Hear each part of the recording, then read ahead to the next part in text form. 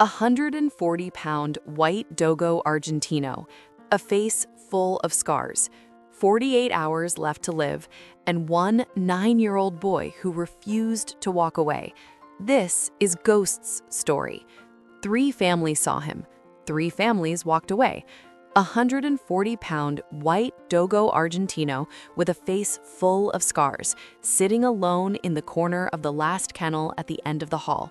Not barking, not begging, just sitting, watching people leave. His name was Ghost, and in 48 hours, he was going to be euthanized. Ghost didn't start in a shelter. He started in a basement. For the first 3 years of his life, he knew exactly 2 things: the cold weight of a chain around his neck and the roar of a crowd he never got to see. His owner ran an illegal underground fighting ring outside of Tulsa, Oklahoma, and Ghost, with his thick chest and ghostly white coat, was the main event. The training was calculated cruelty. No warmth, no play, no names spoken with kindness, just conditioning. Pain followed by silence, silence followed by more pain. Ghost learned fast.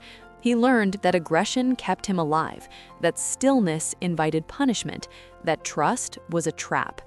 He won fight after fight. His white coat collected scars like a war map: a torn ear, a ridge of scar tissue across his left shoulder, a permanent notch beneath his right eye.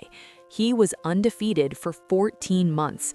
Then came a Tuesday night in November. His opponent outweighed him by 40 pounds. Ghost hit the concrete floor in the second round and couldn't get back up. He looked toward the only human he'd ever known, waiting for the command to arise. But his owner just turned off the light and walked out. The police arrived at 2:14 a.m., following an anonymous tip. They found Ghost alone in the dark, bleeding, his breathing shallow. The officer who found him later said, "He didn't growl, he didn't snap, he just looked at me like he wasn't sure if I was real."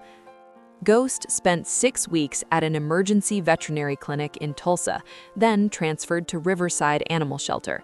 The staff tried everything: soft voices, high-value treats, slow approaches.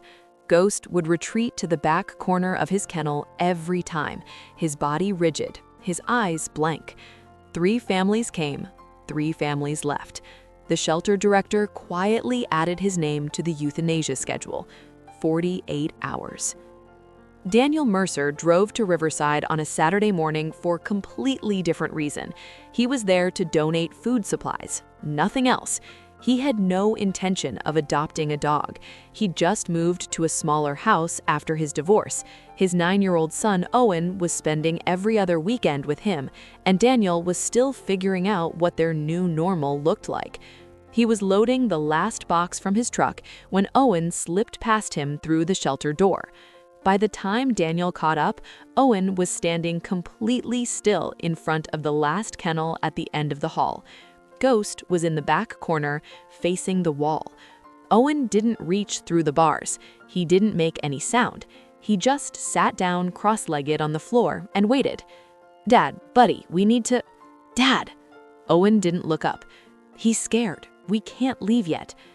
Daniel stood there for a moment, watching his son sit quietly in front of a scarred 140-pound dog that had been fighting for his life since before Owen could ride a bike. Something tightened in his chest. He sat down on the floor next to his son. They stayed like that for 41 minutes, not speaking, not reaching, just present. And then Ghost turned around. He didn't come close, but he turned around, and for the first time in months, he looked directly at a human without looking away. "We'll take him," Daniel told the shelter director. The director hesitated. "Mr. Mercer, I have to be honest with you. He may never fully recover. Dogo Argentinos from fighting backgrounds can be unpredictable. With a child in the house—" "He looked at my son," Daniel said. "That's enough." The first week at the Mercer house was measured in inches. Ghost ate in the kitchen corner, facing the wall, braced for something that never came. He slept near the back door, one eye always open. He flinched at the sound of cabinet doors. He flattened against the wall when Daniel walked too quickly through a hallway. But he watched Owen constantly, not with tension, with something quieter, curiosity maybe, or recognition. Owen had started coming to Daniel's house after his parents separated, carrying his own kind of quiet. He'd eat dinner without much conversation, do his homework on the couch, fall asleep watching TV. Two creatures learning the rhythm of a house that didn't quite feel like home yet. If you're watching this and you haven't subscribed, I want you to know, stories like ghosts only reach people because of viewers like you. Hit that subscribe button. It genuinely makes a difference. On day 9, Owen left a piece of his sandwich on the coffee table and forgot about it. Ghost crossed the entire living room, slowly, carefully, watching Daniel the whole time, picked it up and carried it back to his corner. Then he looked at Owen. Owen looked back. Neither of them moved for a full 10 seconds. Daniel watched from the kitchen doorway and didn't say a word. The night everything changed was a Thursday in February at 11:43 p.m. Daniel was asleep. Owen was staying over. A branch snapped outside the side window, followed by the slow creak of the gate latch lifting. Ghost was off the floor before Daniel heard anything. Not barking, not charging, he moved silently to Owen's doorway and planted himself there, all 140 pounds of him, facing the hallway, facing the window, facing whatever was coming. His body was completely still, his eyes locked on the front of the house. Daniel woke up to the sound of Ghost's low, steady growl, the kind that doesn't ask questions. He called the police. An officer arrived within 8 minutes and found fresh footprints in the mud along the side fence. Whoever had been there was gone. Ghost didn't move from Owen's doorway until Daniel turned the lights on. That was 14 months ago. Ghost still flinches at cabinet doors. He still sleeps near an exit.